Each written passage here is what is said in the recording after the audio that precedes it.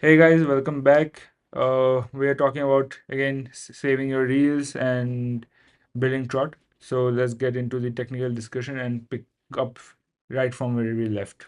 So now coming back to the backend, what is happening in the backend? So initially, solution one, what I used to do was get a reel, process it, return a response. The issue with this to time taking or blocking because it's synchronous. So in solution two, what I did was get a read and queue it, return. So we are using cloud basket. So this gives me two advantages. One, non-blocking. Two, control throughput. yeah. So one of the advantages is not blocking. So the front end gets the response immediately and you can continue your doom scrolling. The second part is controlling throughput.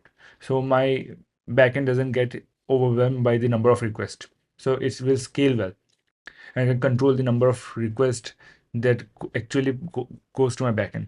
Right. So these two advantages that we are getting. Now the disadvantage with this or the cons. Let me just write cons. So we have a credit system. So you are charged by minute. The amount of minute or second that your reel processing takes, you are charged. Your quota is charged by that limit.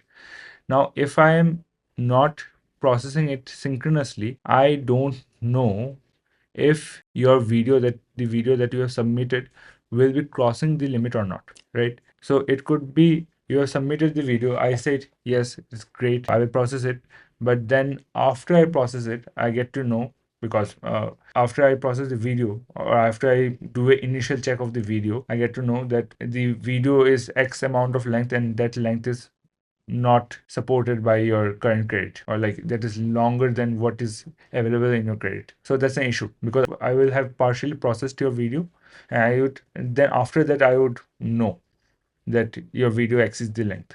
So at that point I can just go ahead and do it. There's no point in doing it halfway, right? And I cannot afford it because I wanted to keep my system lean as possible, as efficient as possible. So what I came up with is a preemptive strategy of. So that is the con. Don't know the cost of video. So the user can technically submit multiple videos and I wouldn't know till I have processed it if the video should have been processed, if his quota supported it. So for that, what we are doing is preemptive calculation. So I figured the it would be 3 minutes, 4 minutes, right? So what I do is when I enqueue a video, I add plus 2 minutes to the user and then check if quota exceed. So this is an atomic operation. Atomic operation is required to prevent race condition. It could be like the user has submitted 10 videos one after another. So if I don't do an atomic operation in each of the instances, the number may vary and some of the videos may get through, or it could be the other way around also, right? So it needs to be an atomic operation. So I just add 2 minutes to the user and check if the quota has exceeded. If not, then submit the video. If yes, then return an error. Let's do this. TF success failure. Yeah. So that is how it works. Now this. So here in the preemptive calculation, what I was trying to do was, you may ask, right, why not just get the metadata of video and use that instead of doing a like heuristic approach, taking heuristic approach, right? So I tried that as well. So I tried do a minimal check. So I tried to do that as well. But the problem with this was it takes too much time. So it would take 3 to 4 seconds. So this was the bloat I was talking about during my previous video. So it takes 3 to 4 seconds to do a preemptive check and it may or may not give the correct results. 90% of the time it did, but it could not. So it doesn't make sense to me to keep this check because of the most importantly because of the time it was taking. I needed to pretty slim 500 millisecond or 300 milliseconds so that you can continue your doom scrolling or at least give 100% perfect result, right? Neither of the conditions satisfied, so I just removed it. I think this heuristic approach is pretty good enough. So this is what happened. And now, so what happens if the video is greater than 2 minutes, right? So we have two conditions here. So after processing, I can have greater than 2 minutes, smaller than 2 minutes, or another thing that I can have is failure. So failure case, pretty straightforward. Refund the credits, send the notification. If it is greater than 2 minutes, then add the balance. So it could be, in some cases, I may have allowed the user to process more than it is allowed, but this good enough, because how much, it will not be much. It will be around 2 or 4 or 5 minutes, right? So good enough. If it is smaller than 2 minutes, then refund the balance again. So this is the entire stuff of the backend, of the NQ part. So to draw the overall architecture, it is app to cloud task, it is cloud run. So this is my Docker, it is very cloud run. Then it communicates with Mongo and also Bucket. result back to app. Okay.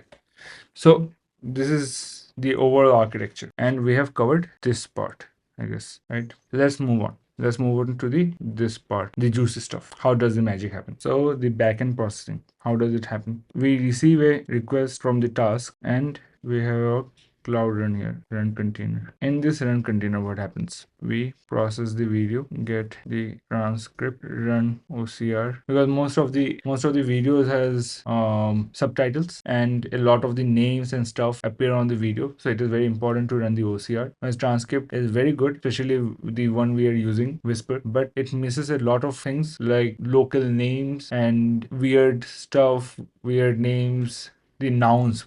Mostly it misses a lot of nouns to fill in the gaps, because in this app it is absolutely necessary that the places name are correct. That is the entire point of this app. If I have to verify the name of the place myself, then there is no point of this app. At least it needs to be at least 90% of the correct. That's why we need to run the OCR, and once the OCR has been run, we take all this data and put it to Gemini. Get the response, validate, extract, store. So this is the entire flow. Now during the initial time, I faced a lot of issue with OCR, because again, as I said, the place and name needs to be correct, and OCR needs to be on point. If there's an issue with the OCR accuracy, then the things will fall apart. So I had to do a lot of experimenting in the OCR section. I tried a lot of native stuff, and a lot of them fell through. So it was a tough thing to figure out the OCR part, and the transcript part was pretty easier. I found that Whisper did pretty amazing job from the out of the box. So transcript was easier. Yeah. And Gemini was also good. I needed to play around with the temperature and the prompt a bit, but it was relatively easy. So this is basically the entire backend architecture, the entire recipe of the magic. So that's it for this video. Let's continue in the next video. We will go a bit more deeper into other segments. See you later. Take care.